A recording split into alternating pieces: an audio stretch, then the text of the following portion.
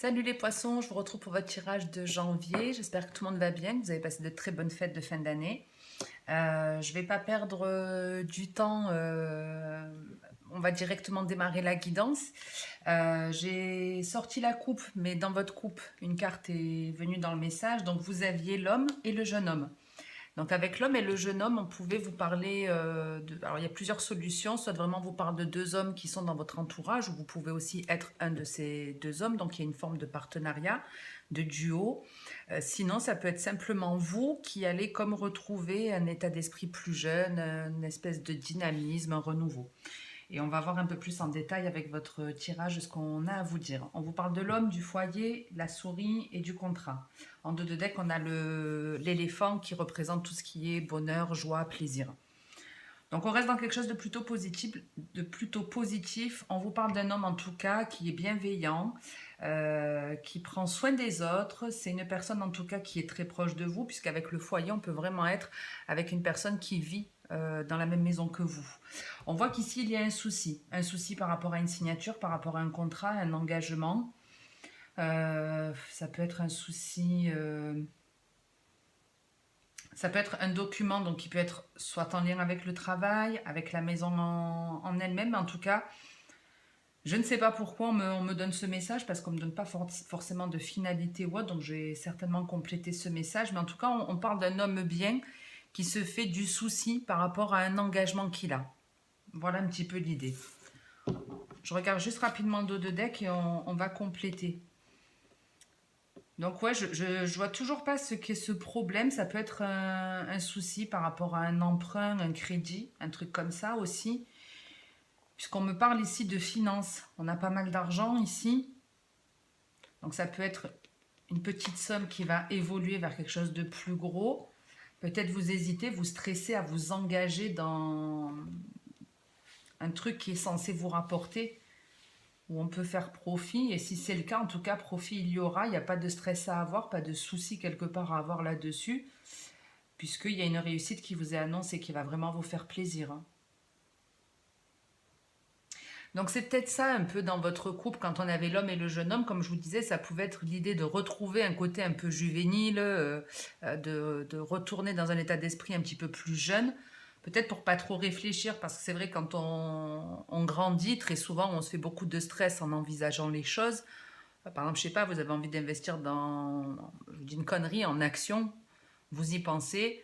Quand on a 20 ans, on nous propose ça, on est capable de foncer dessus de signer, de s'engager sans vraiment y réfléchir. Avec la maturité, on va prendre beaucoup plus de temps, on va étudier aussi les risques, on va savoir que d'investir en bourse, ça peut nous faire perdre de l'argent, etc., etc. Et là, en gros, alors moi, je ne le vois pas comme un investissement en bourse, mais peut-être que pour certains, c'est ce que vous avez envie, et si c'est le cas, ben, honnêtement, allez-y, parce qu'on vous dit qu'effectivement, vous stressez à signer, à officialiser ça, vous avez envie que ça vous apporte, et on vous dit bien qu'il y aura en tout cas, votre investissement va payer, que la somme que vous avez mise, aussi petite soit-elle, elle va vous rapporter gros quelque part et elle va vous faire un bien énorme. Et on retrouve ce côté jeune avec les trois astres, c'est ce qui vous représente aussi, ce qui représente vos émotions, vos ressentis, et on sent que c'est alléchant, il y a un stress effectivement, donc n'envisagez pas les choses de manière négative, quel que soit ce dans quoi vous voulez vous engager, parce qu'à la clé, vous avez une réussite.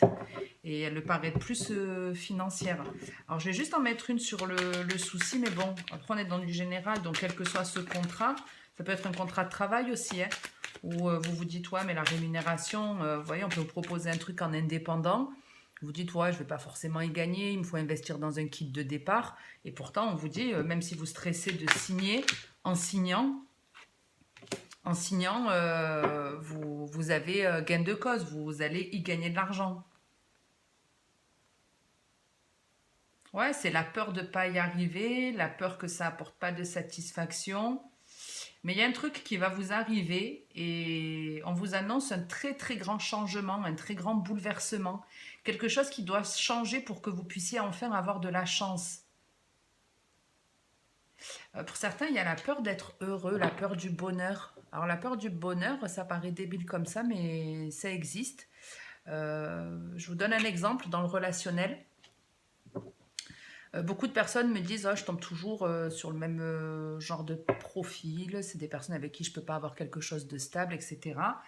Et moi, je leur dis: «Mais si demain tu rencontres un homme ou une femme, c'est quelqu'un qui est posé, qui est stable, qui est réfléchi, qui fait preuve de maturité, qui travaille, qui a beaucoup de qualités, qui, gagne très bien sa vie, qui a, son indépendance et cetera». Enfin, je décris, voilà, je leur dis même des fois, c'est le directeur de l'aéroport de je sais pas quoi. Donc, on va dire quelqu'un qui prend pas mal d'argent. Ben, ces personnes-là, je leur dis, si vous demain vous rencontrez cette personne, est-ce que si elle vous proposait en tout cas de s'investir dans une relation avec vous, est-ce que vous accepteriez? Et tout le monde me répond non, parce que finalement, ils ne se sentent pas capables, ils ne se sentent pas mérités, ils se sentent inférieurs face à cette personne que je décris, alors qu'en soi, on est tous égaux. C'est pas parce qu'on gagne plus sa vie, qu'on a plus d'indépendance, qu'on a une plus belle maison, une plus belle voiture ou ce genre de truc, qu'on est mieux qu'une autre personne. On est une personne bien à partir du moment où on se respecte et on respecte les autres. C'est pas une question de finance, mais vous voyez, ces personnes, elles ont peur finalement de ça. Donc en soi, c'est une forme de peur du bonheur et il y a un peu cette idée. Pour certains, on a peur d'être heureux, on a peur du bonheur, on n'y est pas habitué. Et du coup, on a du mal à se lancer dans certaines choses. Mais il y a un gros changement ici qui arrive. Un gros changement qui arrive. Et alors, pour en revenir à ce stress de s'engager, on parle ouais, d'un déplacement, mais comme je vous dis, on est dans du général. Peut-être qu'on est en train de vous dire aussi de voir les choses différemment. Ouais, d'avoir confiance en tout cas.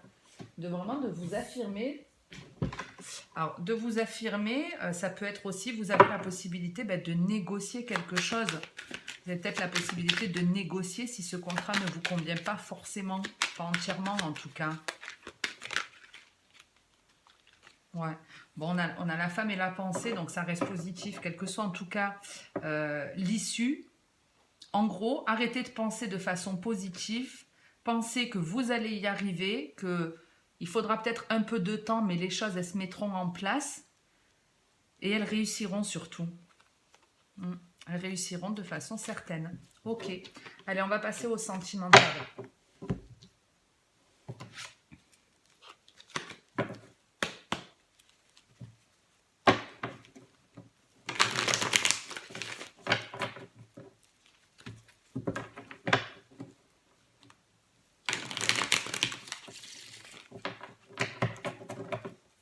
Alors là, on est le 1er janvier, je fais les vidéos, mais j'ai un problème de box, donc j'espère que je pourrai les... Il faut que je fasse un partage de données et j'espère que ce ne sera pas trop long pour les mettre en ligne.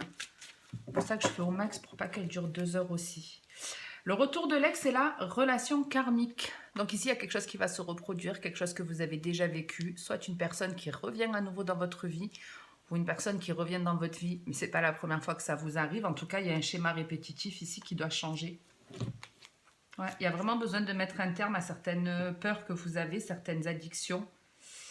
On vous dit en tout cas qu'il y a une réconciliation. Alors, c'est une réconciliation avec vous-même. C'est la fin pour moi d'un schéma qui se répète.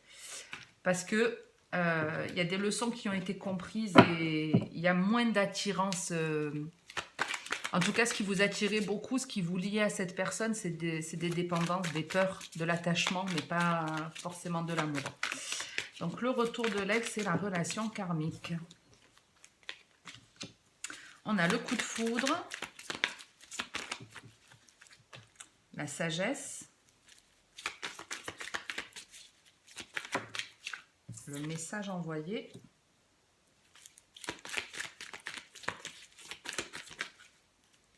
Alors, il y a l'âme sœur et la protection qui a voulu sortir.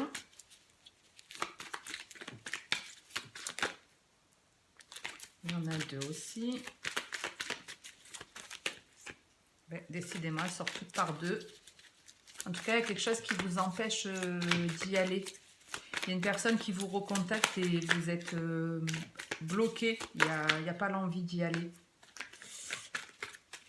Il y en a justement qui vont être donc recontactés par une personne de façon assez soudaine, on va dire. C'est-à-dire que cette personne, quand elle vous recontacte, ça va pas forcément vous chambouler, mais en tout cas, vous, quand elle vous recontacte, vous êtes dans un état d'esprit qui est très serein. Soit c'est vous vraiment qui êtes calme, apaisé et vous envoyez un message à cette personne, ou cette personne, quand elle vous contacte, elle le fait, mais vous êtes bien. vous n'êtes pas dans l'attente de ces nouvelles. Vous voyez, vous n'êtes pas dans un stress ou un truc comme ça. C'est vraiment, je ne m'attends pas à ces nouvelles. Je ne m'attends pas à ces nouvelles-là. Et il y a le happy end. Donc, on avait vu à la coupe qu'on avait une situation qui se reproduisait ou une personne du passé qui revenait vous contacter. Une personne avec qui il y a eu, comme je vous dis, une forme de répétition de certaines souffrances. En tout cas, quand on est dans une relation comme ça, on n'est pas dans une relation d'âme-sœur, mais en tout cas, on est dans une relation qui existe pour travailler sur soi, pour être connecté à son âme. Voilà, on va dire ça comme ça. Et ces choses que vous faites, c'est-à-dire que vous êtes de mieux en mieux avec vous-même, vous avez justement tiré certaines leçons de votre passé, vous avez compris pourquoi vous étiez attaché à une personne en particulier, vous avez compris en fait que vous étiez plus attiré par cet homme ou cette femme parce qu'il y avait des dépendances en vous. Donc vous étiez attaché, mais ça n'était pas vraiment de l'amour. Et maintenant que vous avez pris conscience de ça, vous êtes dans un état d'esprit beaucoup plus serein, beaucoup plus apaisé. Et il y a quelque chose qui arrive. Donc pour certains, vous avez clairement une rencontre qui arrive, qui est assez fracassante. On vous parle d'un coup de foudre, et ce coup de foudre, il peut vous amener à une relation sur du très très long terme. Puisqu'on vous parle d'un happy end, on est en dessous en plus de l'engagement. Donc ça peut vraiment être une relation qui démarre rapidement, un coup de foudre mutuel, et qui évolue, où on se parle sincèrement, où on se dit les choses, on parle avec son cœur et on parle avec son âme et sa conscience. On n'est plus justement dans des anciens schémas toxiques. Donc il y a vraiment cette idée-là d'avoir arrêté ce schéma et d'avoir une rencontre qui durera sur du long terme et qui démarre par un coup de foudre où les communications sont plaisantes et honnêtes. Et pour d'autres, c'est déjà que vous êtes bien avec vous-même. Vous avez une façon de vous exprimer qui est différente, c'est-à-dire que pour moi, c'est un ex qui vous rappelle, un ou une ex qui vous recontacte. Ça vous surprend, vous n'y attendez pas du tout.